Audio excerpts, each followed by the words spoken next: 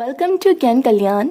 Today we'll discuss about part 2 of the first chapter of class 9 Matter in Our Surrounding. So basically in the previous part we have discussed what is matter, matter ki hoy, matter physical properties ki hoy, aru characteristics of matter ki hoy. So apnaloke jodi nai so apnaloke video to sai lok pare teta bujibole beshi subida hob apnalokor.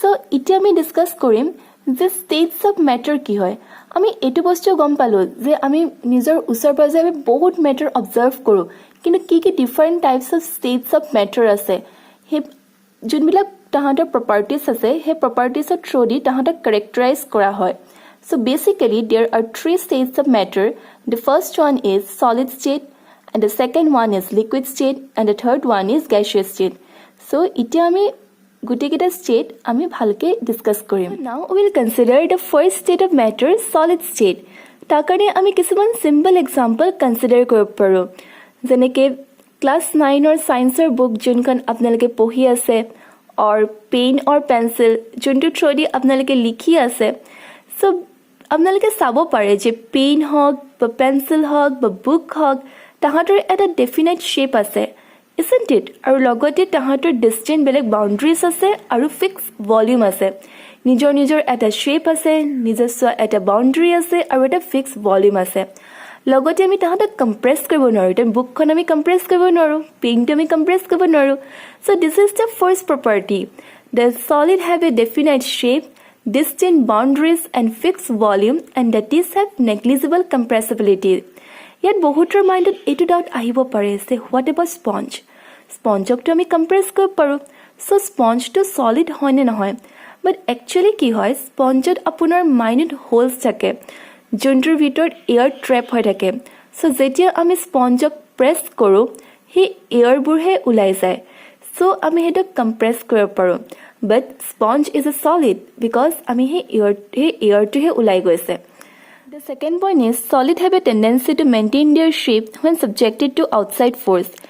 যিকোনো এটা outside force যদি আমি apply কৰো solidৰ হলে tendency থাকে নিজৰ shape to maintain কৰা so তাহাঁতে নিজৰ shape to হলে maintain কৰি ৰাখে so ইয়াত বহুতৰি question to arise up পাৰে what about rubber band because rubber band যেতিয়া আমি টানো বা stretch কৰো মানে এটা external বা outside force আমি apply কৰিছো তাৰ shape to change হৈছে So basically কি হয় যেটা rubber band আমি stretch কৰো তাৰ shape to change হয় কিন্তু যেতিয়া আমি হে force to remove কৰি দিও তাহাঁতি নিজৰ original position আকৌ আহি যায় so they are solids then the next point is solid may break under force আমি যদি বহুত বেছি force apply কৰো আমি hammering কৰিছো বা বেছি pressure দিছো it may break under force but it is difficult to change their shape but তাহাঁতৰ যোনটো shape আছে যোনটো individual shape আছে সেই shape to change কৰাটো বহুত বেছি difficult that's why solid are rigid so basically these three are the main characteristic of solid state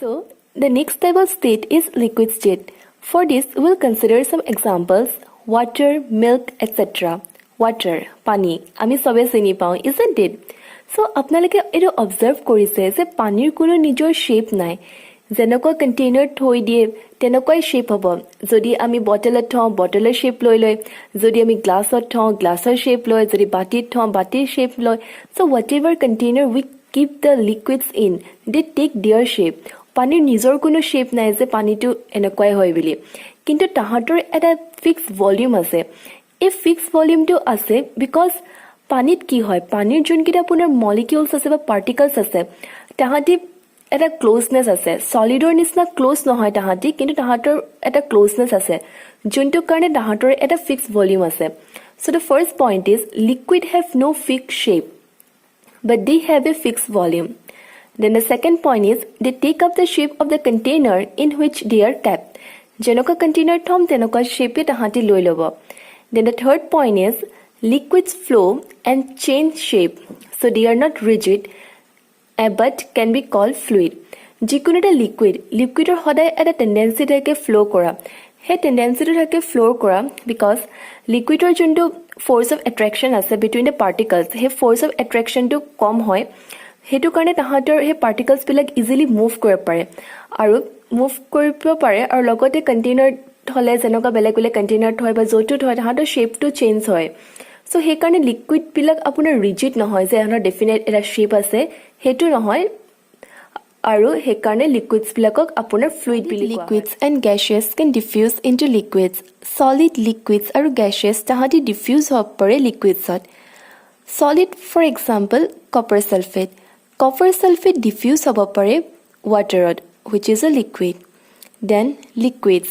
Liquids যেনেকৈ ink, honey, তাহাঁতিও diffuse হ'ব পাৰে waterত, যোনটো এটা liquid হয়. Then gaseous.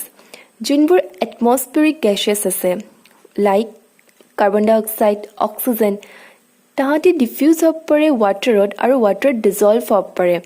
And this dissolved oxygen, যোনটো পানীত dissolve হৈ থাকে, সেইটো বহুত important হয় for the survival of aquatic creatures.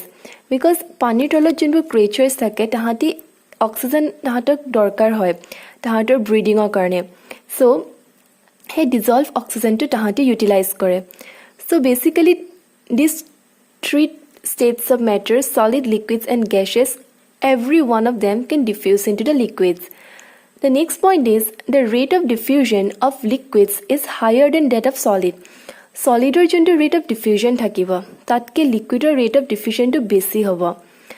It is so, as in the liquid state, the particles move freely and have greater space between each other as compared to the particles in the solid state. Solid stateত কি হয়?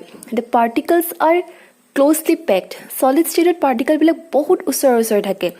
কিন্তু liquid ষ্টেটত as compared to solid state পাৰ্টিকলছৰ মাজত gap বেছি থাকে কাৰণে সেই পাৰ্টিকলছবিলাক বেছি ফ্ৰীলি মুভ কৰিব পাৰে আৰু বেছি ফ্ৰীলি মুভ কৰিব পাৰে কাৰণে ৰেট অফ ডিফিউজনটো লিকুইডছৰ হায়াৰ হয় then the solid so' the next type of state is gaseous state তাৰ কাৰণে আমি এটা এক্টিভিটি কনচিডাৰ কৰিছোঁ আমি এটা 100 ml চিৰিঞ্জ লৈছোঁ যেনেকুৱা আপোনালোকে পিকচাৰত চাব পাৰে দেন তাৰ যোনটো নজল আছে মিনছ ফ্ৰণ্ট পাৰ্টটো নজলক আমি এটা ৰাবাৰ কৰ্ক দি বন্ধ কৰি দিছোঁ আমি এনেকুৱা 3টা চিৰিঞ্জ লৈছোঁ ফাৰ্ষ্ট চিৰিঞ্জত আমি তাৰ পিষ্টনটো আঁতৰাই পিনে তাত আমি চক পাউডাৰ ভৰ্তি কৰি দিছোঁ দেন ছেকেণ্ড চিৰিঞ্জত আমি ৱাটাৰ দিছোঁ ৱাটাৰ দি ফিল কৰিছোঁ এণ্ড থাৰ্ড চিৰিঞ্জটো এজ ইট ইজ থৈ দিছোঁ আফটাৰ ডেট আমি কি কৰিম আমি 1 by 1 এটা চিৰিঞ্জত আমি পিষ্টনটো বেক টু দ্য প্লেচ আমি এপ্লাই কৰিম চ' আমি এইটো অবজাৰ্ভ কৰিব পাৰোঁ যে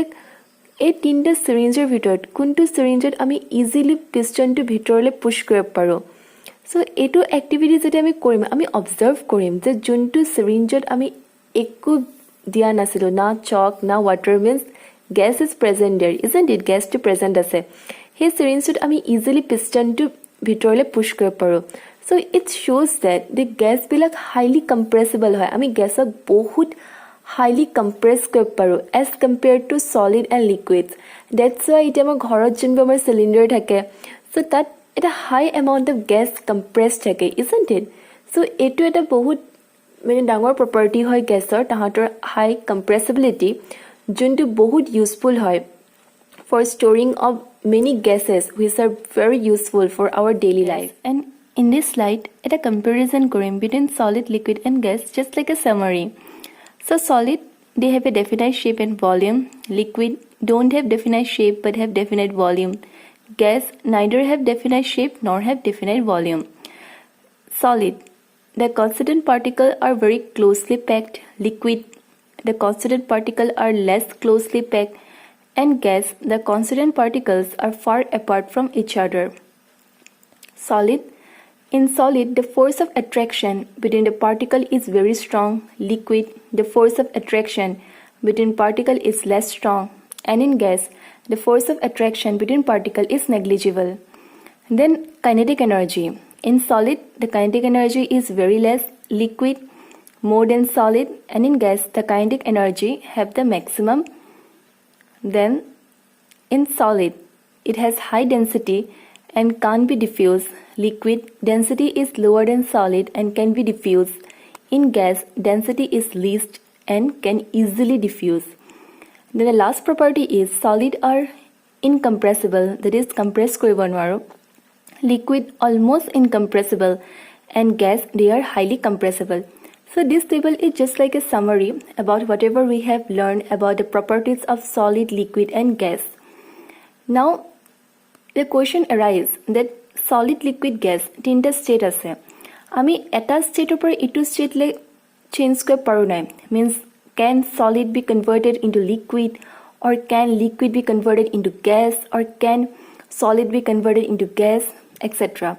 So we'll discuss about all that in our next video.